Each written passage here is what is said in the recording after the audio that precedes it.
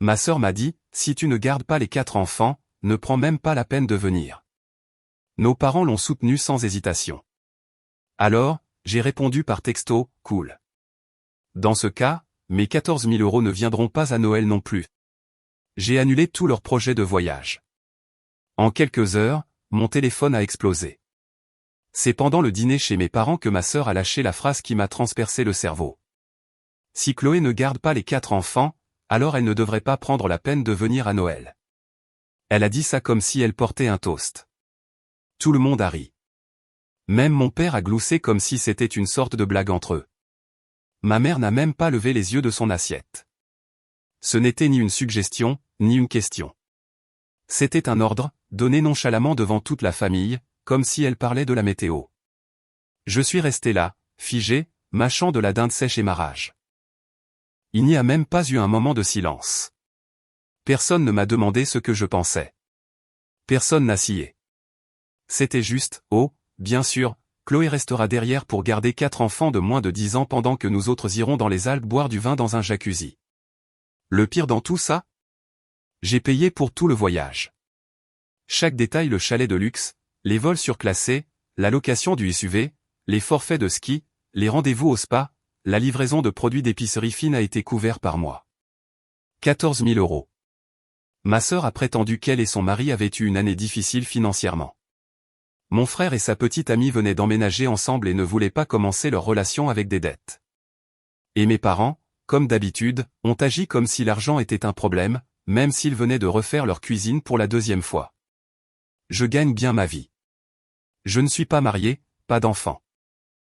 Donc, chaque année, on me fait culpabiliser pour que je paie la note des grandes vacances familiales parce que, tu sais, Chloé, tu es si généreuse et ça compte tellement pour nous tous. Cette phrase, chaque année. Et je tombe dans le panneau. Mais ça, c'était un tout autre niveau d'audace. Ils voulaient que je vienne, que je paie, et que je sois ensuite laissé derrière avec 4 enfants hurlant pendant qu'ils prenaient mon argent et partaient en vacances.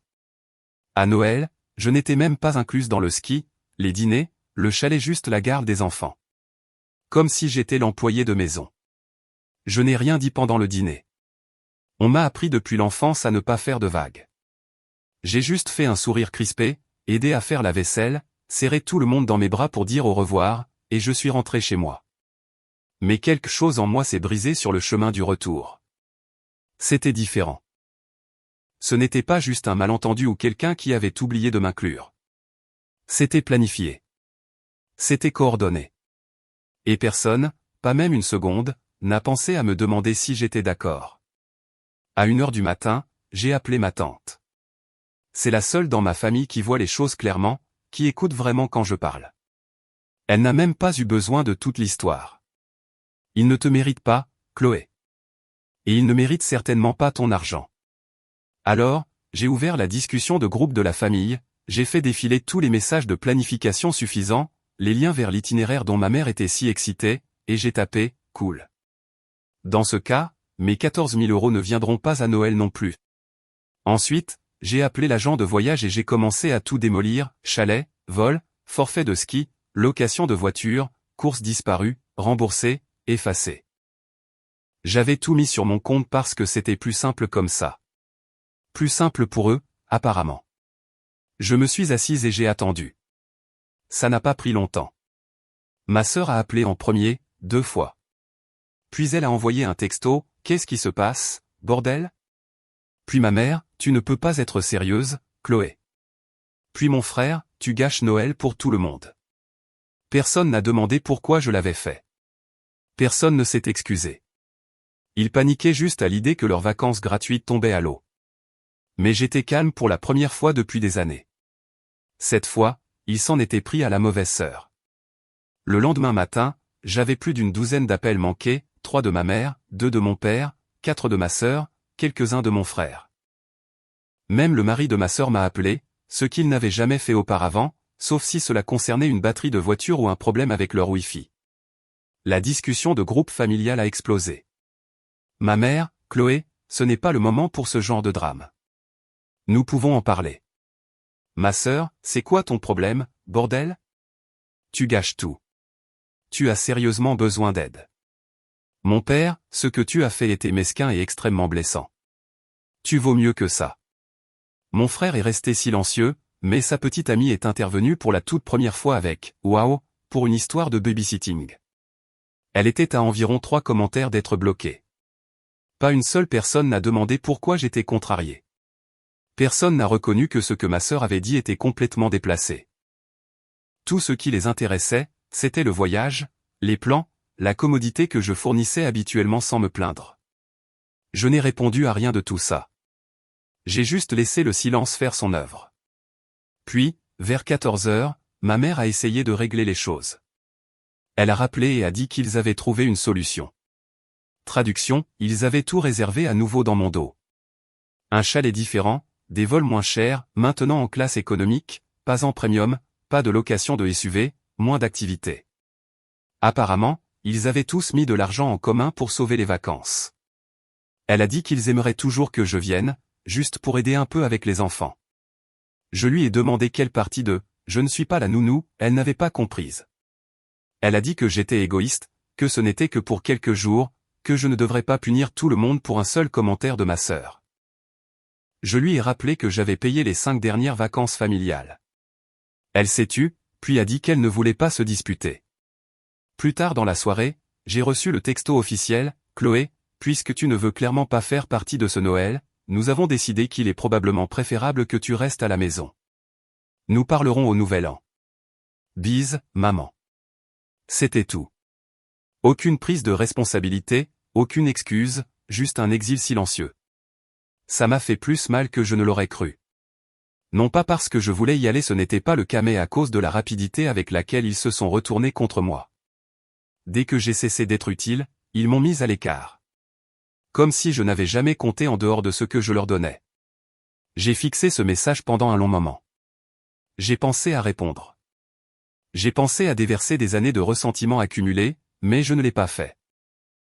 Je l'ai juste transféré à ma tante en disant « On dirait que je suis libre pour Noël ». Elle a répondu en 5 secondes. Bien. Tu viens ici, et tu ne lèveras pas le petit doigt.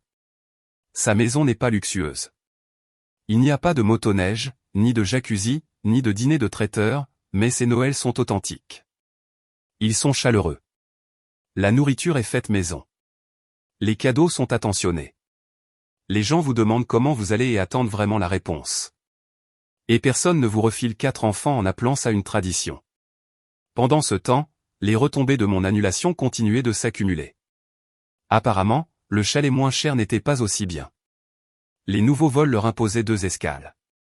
Ils ont dû se contenter d'une berline de location, et le mari de ma sœur ne voulait pas conduire sur les routes verglacées. La cerise sur le gâteau, la station était surbookée, et ils ont perdu leur leçon de ski. J'ai appris tout ça par ma cousine Jeanne. Elle est neutre. Elle déteste les histoires. Le 3e jour, ma sœur a piqué une crise dans la discussion de groupe et a accusé tout le monde d'être incompétent et ingrat. Ma mère a essayé de calmer les choses, et mon père a demandé s'ils devaient simplement tout annuler. Ils ne l'ont pas fait. Ils sont allés jusqu'au bout, amers, stressés et malheureux. Mais je n'étais pas là. Je buvais du cidre sur le porche de ma tante, regardant ses petits-enfants décorer des biscuits et me rappelant ce que c'était que la paix. Et je n'avais pas encore dit mon dernier mot. Le matin de la veille de Noël, je me suis réveillé avec un texto qui a fait l'effet d'une pierre dans une vitre. Les enfants demandent où est Tati Chloé. Aucune salutation, aucune excuse, aucune reconnaissance de l'audace absolue qu'il lui avait fallu pour dire ce qu'elle avait dit au dîner une semaine plus tôt. Juste un chantage affectif déguisé en inquiétude. C'était réglé comme une horloge. Ma sœur avait toujours su exactement comment remuer le couteau dans la plaie tout en gardant les mains propres. Les enfants, bien sûr, c'était l'angle d'attaque. Je n'ai pas répondu. Je me suis retourné, j'ai éteint mon téléphone et j'ai fixé le plafond de la chambre d'amis douillette de ma tante. Le soleil ne s'était même pas encore complètement levé, mais je pouvais déjà entendre le bourdonnement de quelque chose qui cuisait en bas. Le bruit de sa fille essayant de faire enfiler à ses 2 petits garçons des vêtements qu'ils ne voulaient pas porter. Et quelque part au loin, Tino Rossi faisait déjà sa tournée. Pas de pression, pas de tension, pas de terrain miné, juste des gens qui s'appréciaient vraiment. Les Noëls de ma tante ne sont pas tapas accent grave l'œil. Il n'y a pas de sapin parfait pour Instagram, pas de cadeaux de marque, pas de pyjama assorti imprimé sur mesure. Mais il y a de la chaleur. Il y a du calme. Il y a de l'espace pour respirer. Je suis entré dans la cuisine, et elle m'a tendu une assiette avec un pain à la cannelle de la taille de mon visage, puis a dit, « Ta sœur m'a aussi envoyé un texto hier soir, demandant à quelle heure tu arrivais en voiture. » J'ai cligné des yeux. « Qu'est-ce que tu as dit ?» Elle a juste souri. Je lui ai dit que tu étais déjà à la maison. Ça m'a touché plus que je ne l'aurais cru. À la maison. Personne n'a jamais dit ça de moi pendant les vacances. D'habitude, je suis partout où on a besoin de moi, dans un avion, sur la route, dans un lit d'emprunt avec un babyphone sur la table de chevet. Mais cette année, j'étais juste là où je voulais être. Pas d'enfant à garder. Pas de tâches de cuisine refilées à la dernière minute. Pas de chantage affectif déguisé en moment de famille. Pendant ce temps, la discussion de groupe était devenue silencieuse. Pas un seul « Joyeux Noël » de la part de quiconque. J'étais officiellement ignoré. Et honnêtement, c'était un soulagement jusqu'à plus tard dans l'après-midi, lorsque ma cousine Jeanne, l'espionne non officielle de la famille, m'a appelé. Il s'effondre, a-t-elle dit. Ta mère est furieuse. Le chalet a 2 chambres, et le mari de ta sœur dort dans la voiture parce que les enfants n'arrêtent pas de crier. La petite amie de ton frère a apporté un rôti végétalien, et ta mère a dit que ça sentait la chaussette mouillée, et maintenant elle ne veut plus sortir de sa chambre. Ton père a essayé de faire frire une dinde et a failli mettre le feu à la terrasse. J'ai dû couper le son du téléphone pour ne pas éclater de rire. Jeanne a continué. Et ta sœur? Elle n'a pas dit 2 mots à personne depuis qu'ils sont arrivés. Elle n'arrête pas de dire que tu as pris la famille en embuscade et que tout le monde pense qu'elle est un monstre, ce qui, bon, ouais. L'ironie était palpable. Après des années à être traité comme le générateur de secours pour les fonctions familiales, j'avais finalement coupé le courant, et maintenant ils étaient assis dans le noir à se rejeter la faute les uns sur les autres. Et pourtant, aucun d'entre eux n'a pris contact pour s'excuser. Pas une seule fois. Au lieu de cela, j'ai reçu une autre perle de ma sœur ce soir-là, j'espère que tu profites de Noël avec ta vraie famille. Tu as fait passer ton message. C'était si froid, si amer, que j'ai senti ma mâchoire se crisper. Ce texto était la confirmation la plus claire de quelque chose que je soupçonnais depuis des années mais que je n'avais jamais voulu admettre. Elle ne m'aimait pas. Pas vraiment. Pas de la manière dont on est censé aimer ses frères et sœurs. Elle aimait ce que je faisais pour elle. Elle aimait que je facilite les choses. Que je ne proteste pas. Que je la laisse se sentir plus grande en me faisant plus petite. Et maintenant que j'avais arrêté, elle me détestait pour ça. J'ai posé le téléphone et j'ai aidé les petits-enfants de ma tante à préparer un marathon de jeux de société. Nous avons ri, mis le désordre et sommes restés debout jusqu'à minuit à discuter.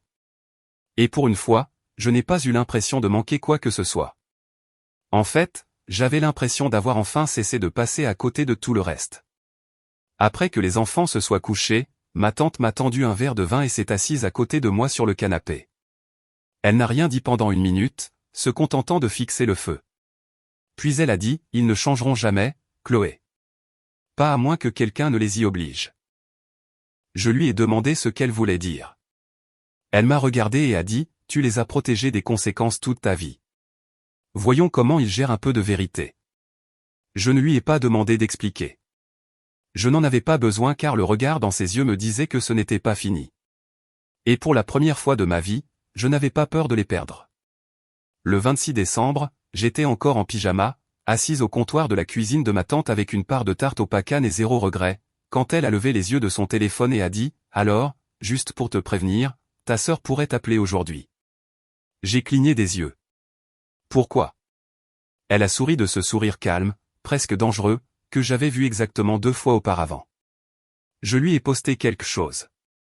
Je me suis figé. Qu'est-ce que tu lui as posté? Elle a siroté son café comme si de rien n'était. Une enveloppe avec une feuille de calcul et une lettre. J'ai posé la tarte. Quel genre de feuille de calcul?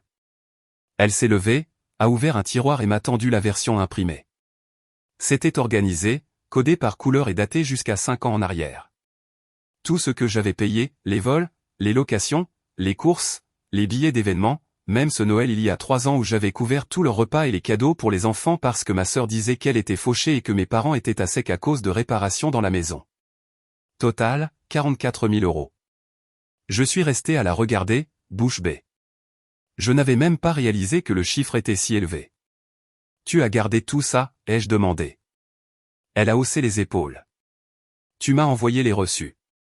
Je les ai gardés parce que j'avais le sentiment qu'un jour tu aurais besoin que la vérité soit écrite noir sur blanc.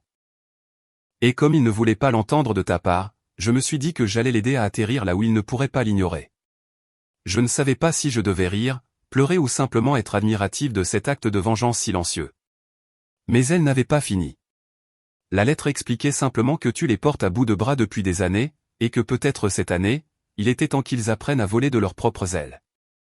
Oh, et j'ai mis en copie ta mère, ton père, ton frère et Denise. Denise ? Ai-je dit, stupéfaite.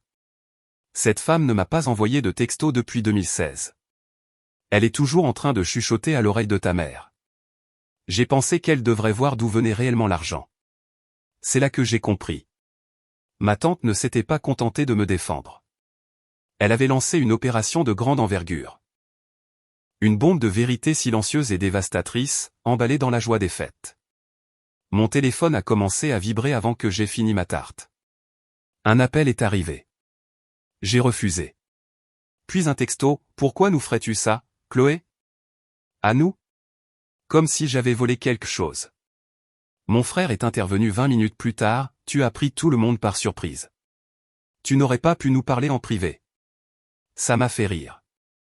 J'avais essayé de parler pendant des années, mais ils n'entendaient jamais rien à moins que ça ne leur coûte quelque chose. Puis le silence est venu. Aucun mot de ma sœur. Aucune excuse, pas un mot, jusqu'à ce que le groupe de discussion émette finalement un son, et j'ai failli laisser tomber mon téléphone. Ce n'était pas elle, c'était son mari. Honnêtement, je n'avais aucune idée que Chloé avait payé pour tout ça. Je pensais que vos parents couvraient la plupart des frais. Je suis désolé. Ce n'est pas correct. Silence de mort de la part de tous les autres après ça. Et ça ne s'est pas arrêté là. Une cousine dont j'ai rarement des nouvelles m'a envoyé un message sur Instagram. Elle a dit qu'elle avait toujours remarqué à quel point j'en faisais et n'avait jamais compris pourquoi c'était toujours moi qui faisais tout le travail. Elle a dit que ça avait du sens maintenant. Puis Denise. Denise a commenté sous une vieille photo de Noël de famille que j'avais postée, la famille est un privilège, pas un droit. Certaines personnes l'oublient jusqu'à ce qu'il soit trop tard. Ma mère l'a vu. Elle l'a retiré de ses amis en moins d'1 heure. C'est là que j'ai su que les choses se dégradaient de leur côté. Et toujours rien de ma sœur jusqu'à 23h13. J'ai besoin de te parler, s'il te plaît. Juste ça. Pas d'explication, pas de faux semblants. J'ai fixé le message pendant 10 minutes avant même de le montrer à ma tante. Elle n'a pas semblé surprise. Tu as cassé la machine, a-t-elle dit. Maintenant, ils essaient de trouver la prise. Je n'ai pas répondu, mais le lendemain, un autre message est arrivé. Cette fois plus long et inhabituellement désordonné. J'ai eu tort, Chloé. J'ai dit des choses que je n'aurais pas dû. Je ne voulais pas te faire sentir comme ça. Je sais que j'ai profité de toi. Je suis désolé. S'il te plaît, pouvons-nous parler? Juste nous, personne d'autre? Je ne demande rien. Je veux juste parler. C'était un flot de culpabilité brute, de peur, peut-être même quelque chose proche de l'honnêteté. Et je ne savais pas ce qui me surprenait le plus, qu'elle ait enfin craqué ou que pour la première fois de ma vie, je ne me sentais pas petite face à cela. Je me sentais stable. Et quoi qu'il arrive ensuite, ça se passerait selon mes conditions. Je n'ai pas répondu à son message le soir où il est arrivé, ni le lendemain matin. Je l'ai relu encore et encore, les mots qui s'enchaînaient, pas d'excuses, juste le désordre épars de quelqu'un qui n'a pas l'habitude d'assumer ses erreurs. Mais je ne voulais pas d'une autre excuse vide. Ça ne m'intéressait pas qu'elle soit désolée juste parce qu'elle s'était fait prendre. Je voulais qu'elle comprenne vraiment. Alors, j'ai envoyé un texto d'une seule ligne, retrouve-moi chez tante Hélène demain à midi. Juste toi. Sans enfant, sans public. Je ne l'ai dit à ma tante que le lendemain matin, juste après le petit déjeuner. Elle n'a pas semblé surprise, elle a juste hoché la tête et dit, je sortirai les enfants. Tu auras la maison pour toi. À 12h03, j'ai entendu sa voiture arriver. Personne d'autre sur le siège passager. Pas de bruit à l'arrière. Elle est venue seule. Elle est entrée sans son énergie habituelle. Pas de sourire exagéré, pas de fausse joie, pas de supériorité qui lui collait à la peau comme un parfum. Juste elle, un peu dégonflée, un peu incertaine. Elle s'est assise à la table de la cuisine comme si c'était un territoire inconnu. Je sais que je suis la dernière personne que tu veux voir, a-t-elle dit en premier. Mais merci de ne pas m'ignorer. Je suis restée silencieuse. Les laisser parler. J'ai eu tort. Sur toute la ligne. Ce que j'ai dit au dîner, comment je l'ai dit, la façon dont je t'ai traité pendant des années. Je n'avais même pas réalisé à quel point c'était profond avant de voir cette feuille de calcul. Elle a expiré bruyamment. Je n'arrivais pas à y croire. Je pensais que peut-être que tu exagérais ou que tante Hélène s'était trompée. Mais j'ai regardé chaque ligne. J'ai vérifié des choses dans mes propres courriels. Tu n'exagérais pas, elle a secoué la tête. C'est dégoûtant la façon dont nous t'avons utilisé. Je t'ai utilisé. Je te voyais comme ce plan de secours, celle qui ne se plaignait pas, celle sans enfant, celle qui pouvait toujours tout gérer. Et je me suis habitué à ça. Alors, je n'ai rien dit. Je voulais savoir si c'était juste de la culpabilité ou si elle avait vraiment changé de cap. Elle m'a regardé, vraiment regardé. Je t'ai fait sentir comme si tu n'étais que le personnel de soutien de cette famille. Et puis je t'ai puni quand tu as cessé de te comporter comme tel. Je n'ai même pas pensé à ce que ça te faisait. Sa voix s'est brisée, mais elle n'a pas pleuré. Elle avait juste l'air honteuse. Et puis elle a fouillé dans son sac. J'ai parlé à Michel, a-t-elle dit. Et à maman et papa. Je leur ai fait regarder les chiffres. Je les ai obligés à y réfléchir. Et je leur ai dit que tu n'étais jamais censé porter tout ça. Nous avons eu tort de te laisser faire. Elle m'a tendu une enveloppe. À l'intérieur, il y avait un chèque. Ce n'était pas le montant total, loin de là, mais c'était plus que ce à quoi je m'attendais. Elle avait commencé à me rembourser volontairement. Je l'ai regardée, et elle a hoché la tête. Ce n'est pas tout, mais c'est ce que nous avons pu rassembler rapidement. J'en ferai plus. Je ne m'attends pas à ce que tu me pardonnes tout de suite. Je voulais juste que tu saches que je le vois maintenant. Tout. J'ai eu l'impression qu'une plaque tectonique s'était déplacée sous la famille. Je n'ai pas pris le chèque. Pas encore. Je l'ai laissé sur la table entre nous, comme la preuve d'une fissure dans son armure. Tu dois comprendre quelque chose, ai-je dit. Je ne suis pas en colère parce que tu t'es appuyé sur moi. Je suis en colère parce que personne ne m'a jamais demandé si je voulais qu'on s'appuie sur moi. Ce n'a jamais été un choix. On attendait de moi que je donne, et quand j'ai arrêté, j'ai été puni. Elle a hoché la tête. Je sais. Je l'ai senti à la seconde où tu as pris tes distances. Et la vérité, c'est que j'ai eu peur parce que j'ai réalisé à quel point nous avions construit notre vie autour de ton soutien. Et sans lui, nous nous sommes effondrés. Nous sommes restés en silence pendant un moment. Pas un silence gênant, juste le genre qui remplit un espace après que quelque chose de lourd a été dit. Avant de partir, elle s'est retournée et a dit, « Tu me manques, Chloé. » Pas l'aide, pas l'argent, juste toi. Ça a eu plus d'impact que les excuses. 2 heures plus tard, mon téléphone a de nouveau explosé. Ma mère, Chloé, ton père et moi aimerions passer. Juste pour parler. Sans pression. J'ai montré le message à ma tante. Elle n'a pas semblé choquée. Elle a juste dit, bien. Laisse-les faire le travail maintenant. Et pour une fois, j'étais d'accord. Ils sont arrivés vers midi. Mes parents, juste tous les deux. Pas de grande entrée, pas de plat cuisiné, pas de sourire compensateur. Pendant 5 bonnes minutes, ils sont restés assis dans la voiture, regardant droit devant eux comme s'ils débattaient de l'opportunité d'entrer. Ils ont finalement marché jusqu'à la porte ensemble. Ma mère a frappé. Mon père se tenait derrière elle, tenant ses mains comme s'il ne savait pas quoi en faire. J'ai ouvert la porte mais je ne les ai pas invités à entrer. J'ai fait un pas en arrière. Ils avaient l'air différents. Pas plus vieux exactement, mais plus petits, comme des gens qui commençaient enfin à réaliser que les fondations sur lesquelles ils avaient construit leur famille n'étaient pas aussi solides qu'ils le pensaient.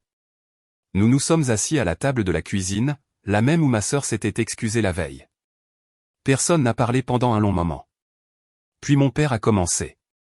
Ta sœur nous a dit ce que tu as dit sur la façon dont tu as porté tout le monde. Il m'a regardé dans les yeux, puis a détourné le regard. C'était une première. La voix de ma mère s'est brisée avant même qu'elle ait pu prononcer sa première phrase. Nous ne l'avons pas vu, Chloé. Et je ne veux pas dire que nous ne te croyions pas. Je veux dire que nous n'avons même jamais regardé. Je n'ai rien dit. J'ai laissé le poids de cette phrase atterrir là où il le fallait. Nous sommes devenus paresseux, a ajouté mon père. Nous avons commencé à te traiter comme la solution à tous les problèmes. L'argent, l'organisation, le babysitting, tout. Et quand tu as arrêté, nous avons traité ça comme une trahison. Mais ce n'en était pas une. Tu posais juste une limite que nous aurions dû voir venir il y a des années. Ma mère a hoché la tête, les yeux rouges. Je pensais que nous étions proches. Je le croyais vraiment. Mais je pense que nous étions juste à l'aise. Ce mot m'a marqué. À l'aise. Ils étaient à l'aise pendant que j'étais épuisé. À l'aise pendant que je payais les factures, que je portais le poids émotionnel, que j'intervenais lors de chaque catastrophe de vacances. À l'aise pendant que je passais à côté de ma propre vie, de ma propre paix, en essayant de maintenir la leur. J'aurais dû dire quelque chose plus tôt, ai-je dit. Mais chaque fois que je le faisais, j'obtenais la même chose, ne fais pas de scène, Chloé. Ne gâche pas le voyage. Ne commence pas quelque chose. Alors, j'ai arrêté de dire quoi que ce soit. Mon père a baissé les yeux, hochant lentement la tête. Ma mère s'est essuyé le visage. Je sais que tu ne nous dois rien, a-t-elle dit. Mais j'ai besoin que tu saches quelque chose. Tu n'as jamais été une pensée après coup, Chloé. Tu étais le ciment, et nous en avons abusé. Il a fallu toute ma volonté pour ne pas laisser cette seule phrase me briser complètement. Elle a sorti une enveloppe de son sac et l'a posée devant moi. Ta sœur nous a donné la feuille de calcul. Nous avons examiné chaque ligne. Ce n'est pas tout, mais c'est un début. Nous allons arranger ça. L'enveloppe semblait lourde. Je ne l'ai pas ouverte. Je ne cherche pas à être remboursé, ai-je dit. Je cherche un changement. Tu l'auras, a dit mon père. Et pour une fois, je l'ai cru. Nous sommes restés en silence après ça. Personne n'essayant de réparer le moment. Pas de rire forcé, juste le silence. Un silence honnête. Avant de partir, ma mère s'est levée et a dit, nous aimerions te voir au Nouvel An. Juste un dîner. Juste toi. Pas de plan. Pas de pression. Tu n'as pas à décider maintenant. Puis ils sont sortis, et j'ai fermé la porte derrière eux. Pas en colère, pas soulagé, juste stable. Ce soir-là, ma tante et moi avons fait des sandwichs au fromage grillé et avons regardé un film idiot des années 90. À mi-parcours, elle m'a tendu un verre de vin et a dit, tu sais, ça fait des années que j'attends que quelqu'un fasse exploser cette famille. J'ai ri. Tu aurais pu le faire. Elle a haussé un sourcil. J'aurais pu, mais ça aurait toujours eu plus de poids en venant de toi. Elle avait raison. J'ai passé si longtemps à penser que garder le silence me rendait forte, mais ce n'était pas le cas. C'est parler qu'il a fait. C'est dire non qu'il a fait. Laisser tomber la peur d'être le mouton noir, la difficile, la trop sensible. C'est ce qui m'a finalement apporté la paix. Le lendemain matin, je me suis réveillé avec une photo de ma sœur. Ses 4 enfants tenant une grande feuille de papier de construction sur laquelle était écrit « Tu nous manques, Tati Chloé. Viens jouer bientôt ». Pas de manipulation, pas de conditions, juste une écriture d'enfant et des cœurs de travers. Et pour la première fois depuis des années, je n'ai pas eu l'impression qu'il me voulait parce que j'étais utile. J'ai eu l'impression qu'il me voulait parce que j'étais moi. Ce Noël n'est pas venu avec des cadeaux. Il est venu avec de la clarté, avec des limites tracées, avec des murs reconstruits plus forts, et avec une sorte d'honnêteté qui avait enfin de la place pour respirer. Ce n'était pas parfait. C'était mieux.